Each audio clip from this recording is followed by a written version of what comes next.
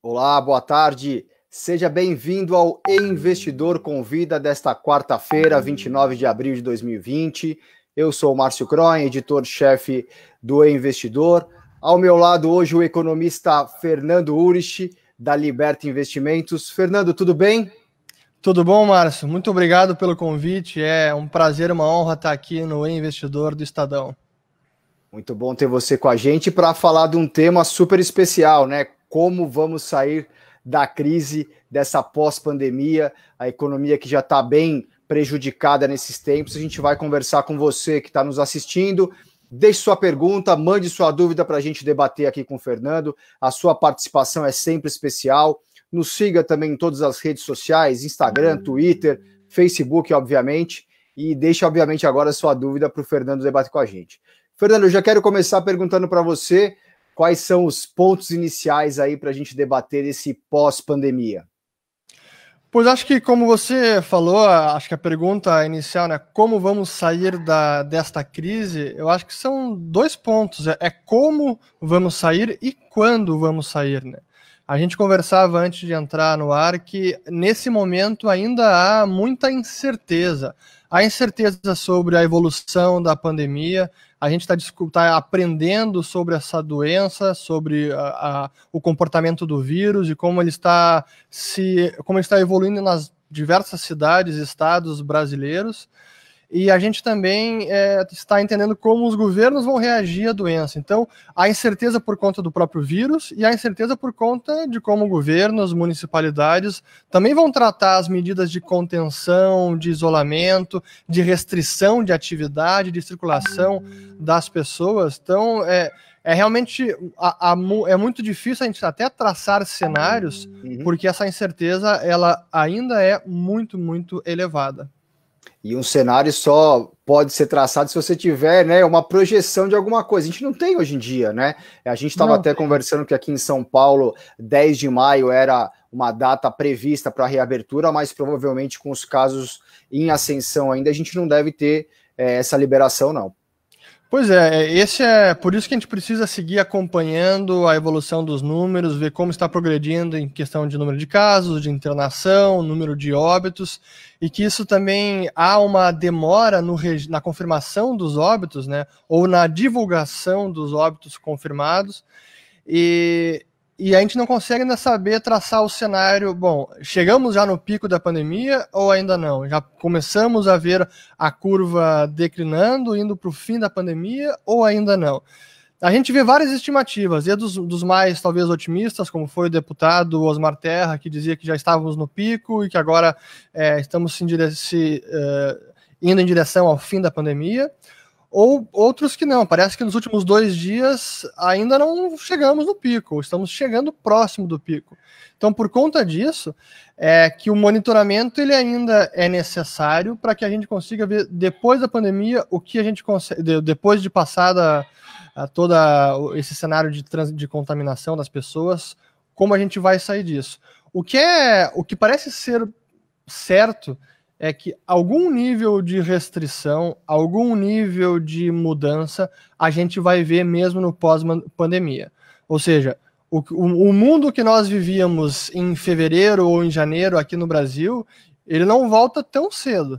Tem gente que diz que ele não volta jamais. Eu acho que isso ainda é um exagero. Acho que depois que a gente tiver vacinas e tratamentos mais comprovados. Hoje teve a notícia do Remdesivir, que parece que está tendo um bom resultado no tratamento. Quando a gente tiver essas questões mais bem resolvidas, eu acho que a gente vai poder aí voltar a uma normalidade. Mas eu não acredito que isso aconteça em menos de 6 meses, sabe? Ter uma normalidade. É isso, todas as notícias também das evoluções de medicamentos, ou a própria vacina que está sendo prometida aí para o começo de 2021, ela indica que a gente vai ter talvez ondas, né, de volta ao trabalho, à vida normal, né? Exato. E aí, com essa perspectiva, né, e vendo o que já está acontecendo em países, na própria China, na Europa, nos Estados Unidos, a gente consegue fazer um paralelo com o Brasil, do que esperar para o Brasil? Eu acho que a gente pode esperar, primeiro, há alguns setores que serão certamente mais impactados que outros. E são aqueles óbvios, serviços, a gente está vendo, restaurante, tudo que é atividade econômica que lide com o público ou que dependa de circulação de pessoas, essas atividades vão sofrer, vão precisar se readaptar, se reajustar, mudar sua forma de atuar com o público, de vender seus serviços. Isso é inevitável. E por conta disso, o mundo vai passar, e o Brasil também, por um processo de reprecificação de muita coisa. Talvez alguns serviços fiquem mais caros, por exemplo, um restaurante que vai agora, onde tinha uma densidade de pessoas que pudessem ser atendidas, agora vai ser reduzida em 1/3, talvez mais, talvez não vai poder ter o mesmo giro de mesas que tinha anteriormente, não apenas pelo espaço, mas até por precaução adicional. Como é que isso vai repercutir até no preço de um restaurante, de uma refeição, almoço, jantar, do que era comparado ao que era há 2, 3 meses? Isso é apenas um exemplo de um setor que certamente veremos impactos, e como esse terão outros. Viagens aéreas, então as empresas de linhas aéreas, turismo, hotéis, isso certamente vai ter um impacto assim, que vai perdurar por mais tempo. A gente viu a Argentina, que nessa semana anunciou restrição de qualquer tipo de voo, então acabou com os voos por 4 meses.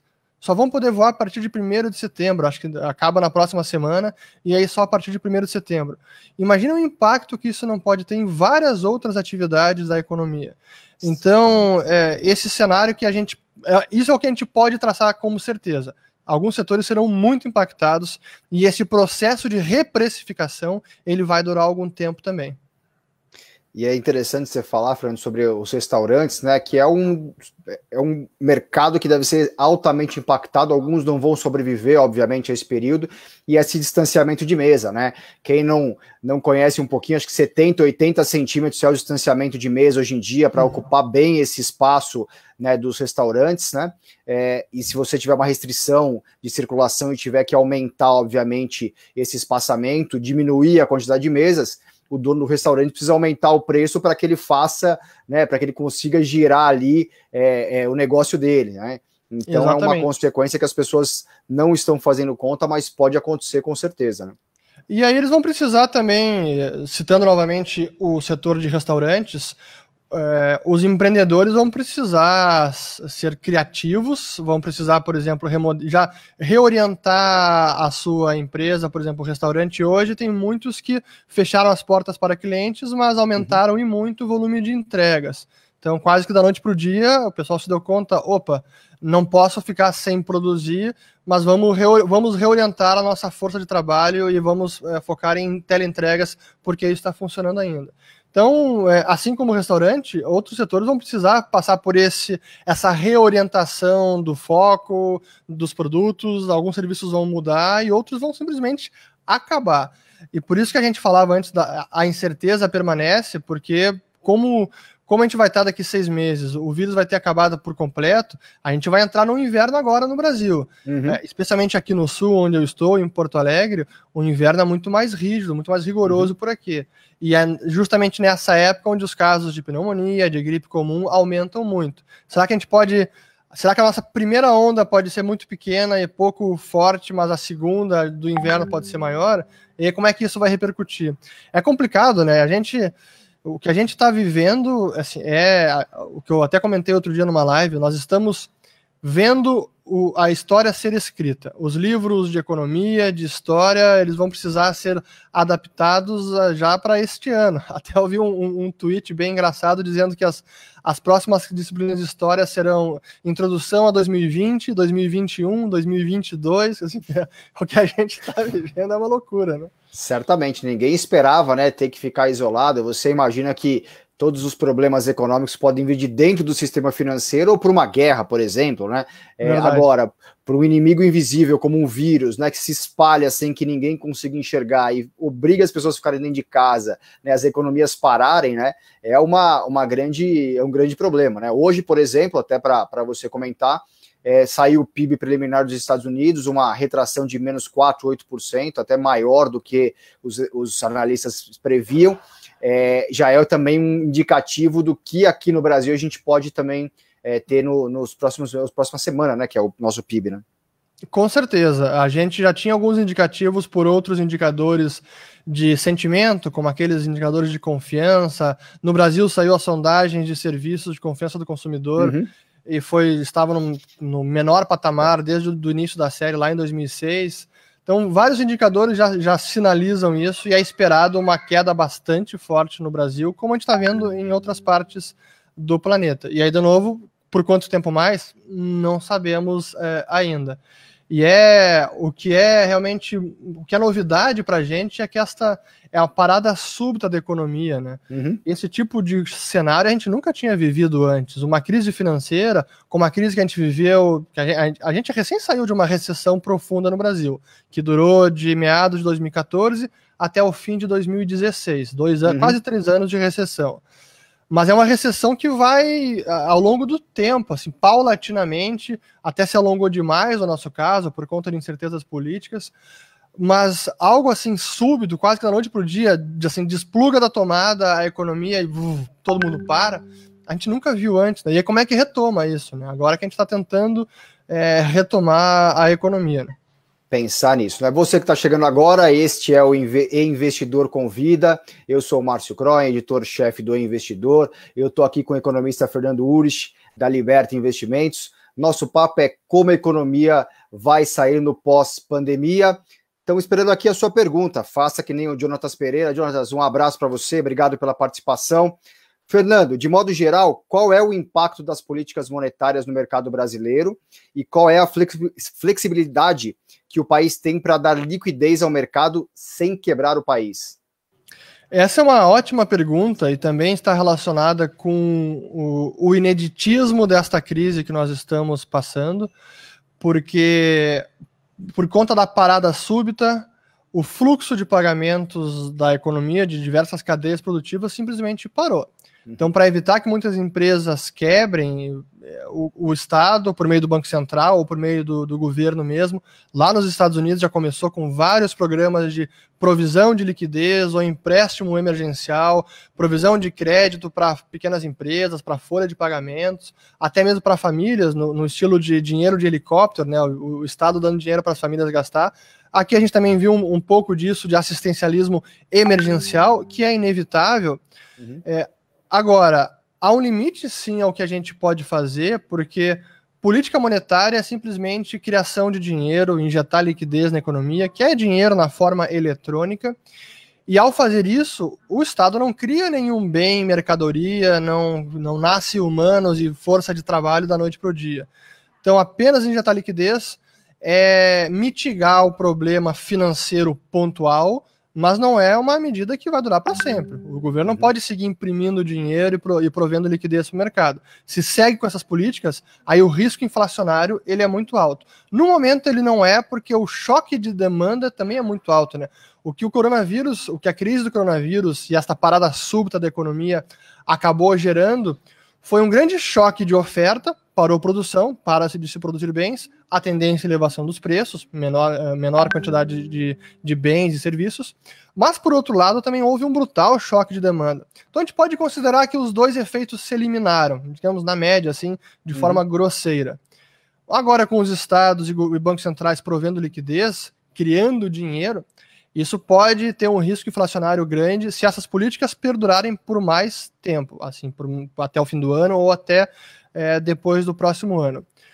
Mas a diferença crucial entre o que os Estados Unidos podem fazer em termos de política monetária e o Brasil é que os Estados Unidos é o país que detém o dólar, que é a moeda de reserva mundial. É a moeda do planeta todo. Então eles têm um espaço de manobra muito maior do que o nosso. Infelizmente, a nossa moeda é uma moeda de país emergente e o Banco Central precisa ter muito cuidado com o nível de flexibilidade que ele dá, com o nível de afrouxamento monetário, porque, caso contrário, caso o mundo comece a ter menos confiança no nosso país, na nossa economia, o que vai acontecer é o que houve nos últimos dias. O câmbio chegou a 5,70, de ontem para hoje deu uma diminuída, mas é um patamar elevadíssimo, né? O real é a pior moeda em 2020 perdeu, né, para praticamente todas, a não ser aquelas moribundas como o Bolívar da Venezuela ou o peso argentino. Mas é uma situação complicada, né? A taxa de câmbio subindo é a população empobrecendo. É assim que a gente deve fazer essa leitura. E você já vinha alertando para o câmbio, por exemplo, desde o começo do ano, se eu não estou enganado, né? Pré-coronavírus, né? Verdade, eu vinha falando sobre isso até antes do começo do ano, já em novembro, porque eu fui notando que o Banco Central e a Fazenda, primeiro, estavam com uma comunicação muito, eu diria, tolerante ao câmbio depreciado, quase que convidando o mercado para testar o Banco Central e jogar o câmbio para cima. O próprio ministro Paulo Guedes fez várias declarações que viralizaram pela internet, dizendo que pode jogar o dólar para 4, para 5 e pronto, vamos embora. A gente vende reserva e não tem problema. E a gente está vendo que tem problema. Né? Mas fora isso, a política monetária do Banco Central de reduzir os juros, nas próprias palavras do Copom, abaixo da taxa estrutural, de forma estimulativa, acabou resultando no câmbio mais elevado. E o que a gente viu nos últimos dias, nas últimas semanas, é que esse juro curto, muito reduzido, não reduziu a taxa longa. Se a gente olhar a curva DI, o DI futuro, aumentou, né? A nossa curva aumentou mais. Tá? A curva está mais inclinada do que estava há 2, 3 meses atrás. Então isso significa que esse juro ele não é sustentável nesses patamares. É isso, você que quer entender um pouco mais sobre esse juro DI, a gente fez uma matéria ontem no Investidor falando um pouco disso, dessa curva, desse aumento de curva dos juros futuros, aí você consegue entender um pouquinho do que o Fernando falou. Você que está chegando agora, seja bem-vindo ao Investidor Convida, eu sou o Márcio Croin, editor-chefe do Investidor, ao meu lado o economista Fernando Urich, da Liberta Investimentos. Estamos falando aqui sobre economia pós-pandemia. Mande sua pergunta, faça como muitas pessoas já estão fazendo aqui. O Pedro Henrique, Pedro, um abraço para você. Se eu não estiver errado, ele pergunta o seguinte, Fernando, quais as consequências do Quantitative Easing do brasileiro? Pois então, eu acho que há algumas consequências, né? Para quem não sabe, o Quantitative Easing foi o apelido dado à política monetária que o Fed começou, o Federal Reserve, o Banco Central americano, começou lá em 2008, depois da grande crise financeira, de comprar vários ativos no mercado, principalmente títulos do Tesouro, dívida pública federal, e também hipotecas de famílias americanas. Isso foi lá em 2008. Então o chamado QE é sinônimo de compras de ativos pelos bancos centrais no mercado. E o Banco Central brasileiro conseguiu já poderes, se eu não me engano, acho que já passou por todas as instâncias do nosso Congresso, para dar poderes ao Banco Central a comprar, por exemplo, dívida privada, crédito privado, ou seja, debêntures, algum outro instrumento de crédito de emissão privada. E quais são os efeitos que isso pode ter? O primeiro deles que eu aponto é que o Banco Central, ao conseguir criar liquidez do nada, porque ele é o emissor da moeda nacional, ele tem um poder de distorcer esses preços de forma muito relevante. Então a gente pode ter um mercado um pouco adulterado, porque o preço de um título e o seu equivalente, o rendimento ou o juro implícito, diz muito sobre a capacidade do emissor, sobre qual é o risco daquele emissor. No momento que a gente tem o Banco Central entrando no mercado e afetando o preço desses ativos, o juro desses ativos, ele começa a, digamos, deturpar essa informação. Né? E preços são informações importantíssimas e valiosas no mercado, e quando o Banco Central entra distorcendo, o meu receio é que ele pode causar desequilíbrios na economia. Esse é um efeito. O outro é que, dependendo da magnitude que ele fizer isso, o nosso câmbio pode ser depreciado. De novo, eu lembro, o real não é uma moeda de reserva, é uma moeda emergente.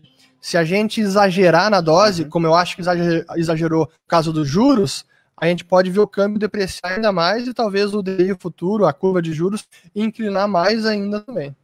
Mas a participação do Banco Central no mercado secundário aí, dos créditos privados, não vai ajudar um pouco esses títulos também a se movimentar?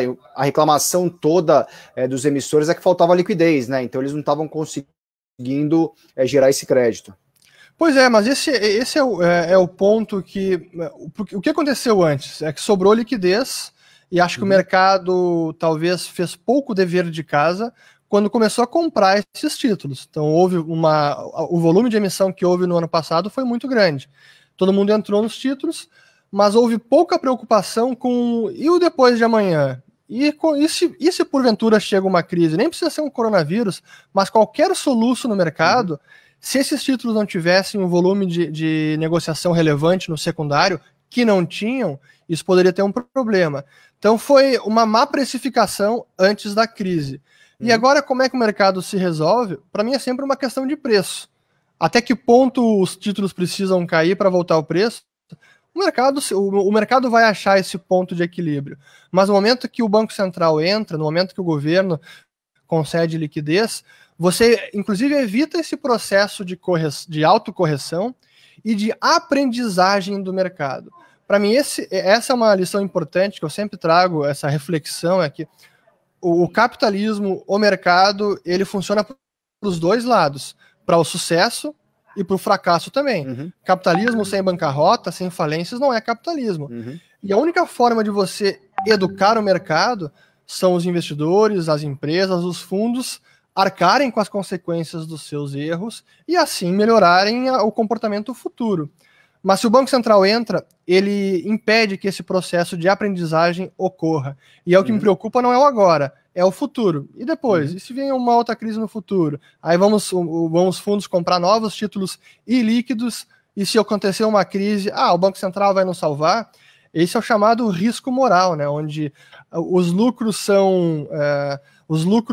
pertencem aos investidores, mas as perdas são socializadas. Então, eu vejo com muito receio para o longo prazo esse tipo de medida. E é um longo prazo que a gente não consegue estimar, né? Se você pensar que podem vir em ondas, que esse vírus é mutante, como todo mundo está falando, o ano que vem pode ter uma outra onda de vírus que a vacina que está sendo projetada não combata, né? Então, é sempre bom ficar com os olhos bem atentos, né? Até porque aí você começa a entrar em muitas arbitrariedades, né? Bom, até que ponto o Banco Central precisa entrar? Qual é o nível de liquidez ótima? Ele vai definir um preço para os títulos? Esse é o rendimento que o mercado, agora está tranquilo, eu posso sair? E como é que eu retrocedo? Como é que eu desfaço essas operações? Aí, quando for desfazer, vou impactar o mercado novamente? Então, acaba sendo uma política que não tem saída. Foi isso que o Banco Central americano vivenciou da crise financeira até agora. O Fed ele tentou desfazer o quantitative easing, tentou devolver os títulos para o mercado de 2017 até 18, 19, e se deu conta que, o mercado americano já começou a dar soluços ano passado. Não foi agora com o coronavírus, agora foi o estopim final e enorme. Mas esse é o problema, são políticas de difícil saída depois. É isso aí, é isso aí. Aproveitar que semana que vem tem a reunião do Copom para falar sobre nossa nova taxa de juros, se eles mexerem ou não. Eu vou fazer a pergunta aqui do Gabriel Salles, um abraço para o Gabriel. Seria uma boa ideia a redução da taxa de juros com uma disparidade tão grande do dólar frente ao real? Quais alternativas além da redução dos juros para o Brasil? Eu acho que a redução de juros não é o caminho mais adequado. Hoje, como a gente fala no mercado financeiro, né, o potencial de upside, de retorno, de uma redução da taxa Selic é muito menor do que o potencial de downside. Qual é o potencial de retorno de reduzir a Selic hoje? Estimular um pouco mais o crédito, a economia? É difícil. Do jeito que está a economia, nenhum banco está emprestando. Não adianta. Hoje a gente está num momento extremamente excepcional. Então isso não vai acontecer, não vai estimular crédito na ponta. Até porque o crédito é muito mais ditado pelo juro longo, que subiu. Então isso pode reduzir a despesa nominal do governo de juros? Pode, mas assim, vai ser pouco e o déficit para esse ano já vai ser enorme, então a dívida já vai aumentar e esse juro vai baixar muito pouco. Então o que vai acontecer é que essa redução, se acontecer, vai acabar causando mais pressão sobre o câmbio, vai acabar causando mais distorção, talvez, nessa curva de juros, pode inclinar ela ainda mais, e pode acabar precipitando uma elevação logo mais à frente. Então, esse juro reduzido, ele pode durar muito pouco tempo. Eu preferia que o Banco Central fosse mais cauteloso agora, e se os bancos precisam, o sistema bancário precisa de liquidez, porque as condições financeiras estão mais apertadas agora, que o Banco Central forneça liquidez temporária com outros instrumentos e não pela taxa de juros. Acho que a taxa de juros tem efeitos colaterais mais danosos do que instrumentos de liquidez temporária que poderia melhorar a situação bancária no momento. Qual seria um instrumento de liquidez que seria interessante agora, Fernando? Eu acho que esses que o Banco Central já anunciou de prover liquidez temporária com colateral até mesmo em debêntures, sim, por um tempo distorce, mas são operações temporárias. Curto tempo. É muito curto. O problema foi o anúncio posterior, e ao que eu fiz alusão há poucos minutos, que são compras de ativos permanentes, ou seja, é o Banco Central quase virando um fundo e ele compra o ativo e recolhe do mercado. Apenas prover liquidez com colateral em debêntures é uma operação temporária, eu diria que distorce menos e mais fácil de desatar. Então não precisa facilitar as condições financeiras apenas pela via dos juros. Há outros instrumentos disponíveis do que os juros. A gente está com uma matéria bem bacana lá no Investidor agora, falando que o JP Morgan nos Estados Unidos está aumentando a liquidez para fornecedores de grandes empresas, né? Então eles se associaram com uma empresa digital para poder aprovar rapidamente esse crédito e fazer com que esses pequenos fornecedores aí consigam crédito, porque é muito difícil você esperar as aprovações todas. Você enxerga alguma coisa que possa ser parecida aqui no Brasil, para que os bancos também facilitem essa entrega de crédito, de dinheiro para quem mais precisa e que hoje não está conseguindo? Claro, é aí que entra o papel da tecnologia, das fintechs, acho que elas podem ser grandes aliadas. Todos os meios de pagamentos, essas maquininhas de cartão, que temos várias, que se proliferaram nos últimos anos, elas podem fazer chegar esse dinheiro, esse crédito emergencial na ponta com muito mais rapidez. Assim, são dígitos eletrônicos, acreditar na conta e deu. Então, sem dúvida que no momento que a gente vive, a rapidez e a urgência desses recursos, que eles precisam chegar na ponta, ela é altíssima. Então, utilizar a tecnologia, fazer parcerias com o setor privado, com empresas de fintechs, que hoje há várias alternativas, vai ser fundamental para conseguir aliviar essa penúria de quem precisa de crédito emergencial. E a tecnologia tem esse papel, né, de você reduzir o tempo, né? Tem que ser muito rápido, né, para chegar e o cara não ficar esperando, né? Sem dúvida. Isso aí. A Silvia Cardoso, que nos acompanha, um abraço para a Silvia. O cenário brasileiro de política instável tem um papel determinante na recuperação pós-crise. Você acha que o Brasil aguentaria mais um impeachment? Olha, o Brasil já aguentou tanta coisa, né? Sim, acho que o Brasil aguentaria com certeza. Não acho que seria positivo no curto prazo, porque é mais instabilidade. Mas esses são cenários. Tem gente que acha que dizer, o impeachment acabaria uma crise política mais rapidamente. Por outro lado, é um processo que pode demorar, então se arrasta. E a crise política tem potencial de retardar a nossa recuperação. Eu concordaria com esta afirmação. Até porque uma boa parte da nossa recuperação que vinha acontecendo antes de estourar o coronavírus, ela também dependia de reformas da Previdência que já tinha sido feita, administrativa que tem que ser feita, tributária. O programa de privatizações, que na minha visão ele é absolutamente necessário e colocaria o Brasil numa rota de mais investimento em infraestrutura, traria mais alívio para as contas públicas, tudo isso é necessário. Agora, quando a gente entra num cenário de instabilidade política, de crise política, essas reformas podem ficar em segundo plano ou nem acontecerem. E aí a gente pode ter, de fato, uma situação em que a nossa recuperação pode ser retardada por conta da crise política. Fernando, como que você avalia essa possibilidade de afrouxamento fiscal pelo governo? Até foi o motivo de incerteza sobre o Paulo Guedes na semana passada, porque ele não participou do programa Pro Brasil, que falava justamente de infraestrutura, sobre irrigar o setor com dinheiro público. O que você pensa sobre um afrouxamento fiscal num país que já tem uma situação bastante delicada? Primeiro, assim, o afrouxamento fiscal ele já está acontecendo por conta das circunstâncias. Veio o coronavírus, a atividade econômica parou, a arrecadação caiu, muitos dos gastos são fixos, não podem ser reduzidos, gastos do funcionalismo público, por exemplo. Então, o déficit fiscal maior, esse afrouxamento sem opção já aconteceu. Mas ir além disso, ir além da provisão de liquidez emergencial, de assistencialismo para os mais desamparados, ir além disso, na minha opinião, é contraproducente. Porque eu não consigo ver o Estado como indutor do crescimento. O Estado, na minha opinião, ele, na melhor das hipóteses, é quem coloca as regras do jogo e deixa o jogo correr de acordo com as regras, mas quem investe, quem faz projetos de empreendimento, de infraestrutura eficientes e com bom retorno para a sociedade, é a iniciativa privada, não é o governo.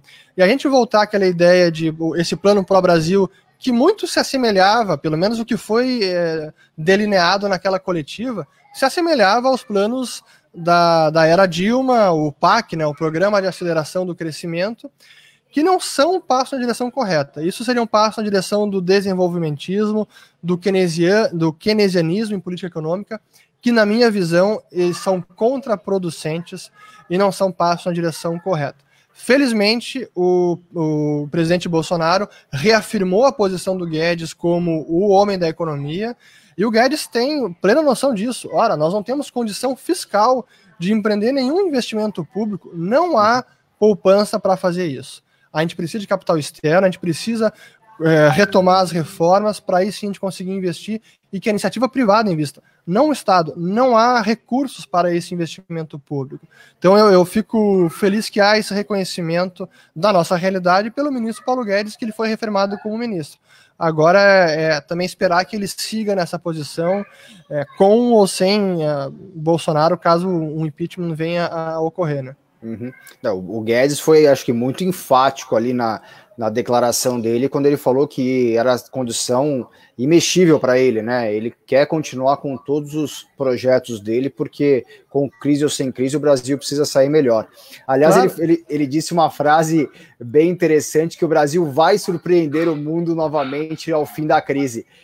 Você acredita nisso? Eu achei que ele foi muito otimista ali.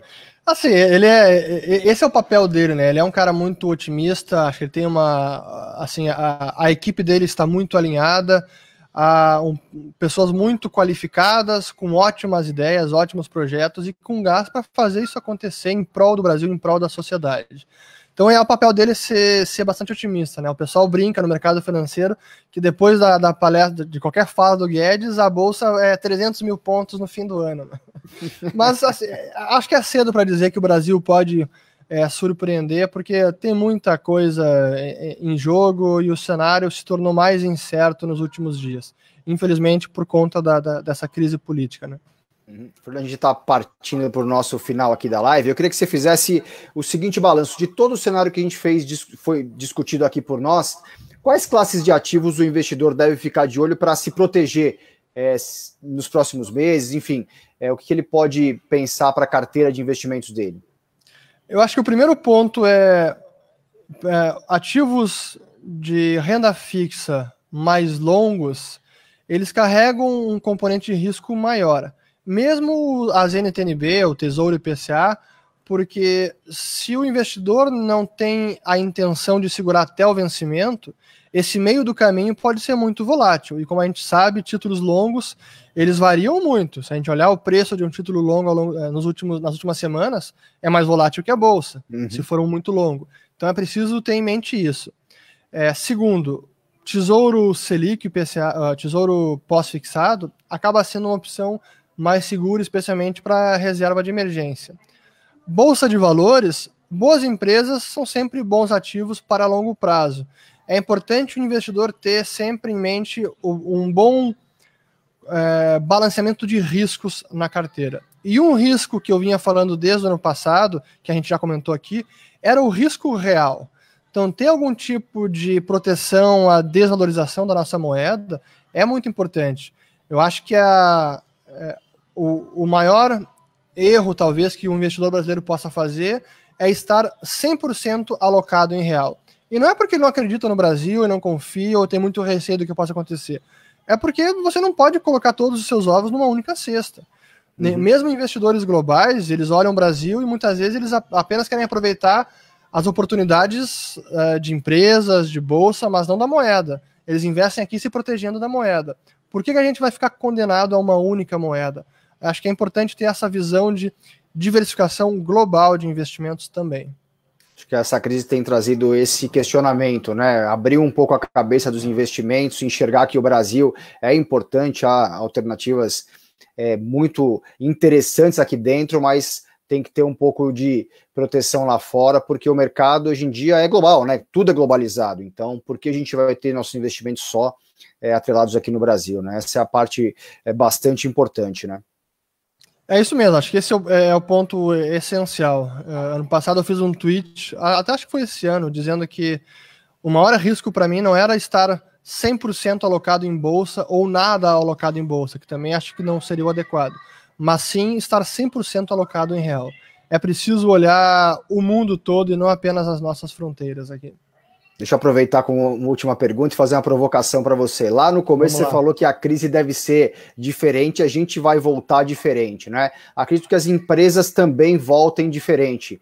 Então a gente começa a valorizar e achar que as empresas defensivas são as empresas de logística, de e-commerce, e não mais, por exemplo, as empresas, os bancos, né, que era um bom ativo, ou as empresas elétricas? Assim, bancos são empresas... especialmente bancos bem administrados, são empresas mais resilientes e que acabam performando melhor no momento de expansão da economia, quando a economia cresce bastante, né? No momento de crise que a gente vive, ou de estagnação, é um pouco mais complicado. Mas é importante sempre ir monitorando o ciclo da economia, porque diferentes setores se comportam diferentemente dependendo da fase do ciclo.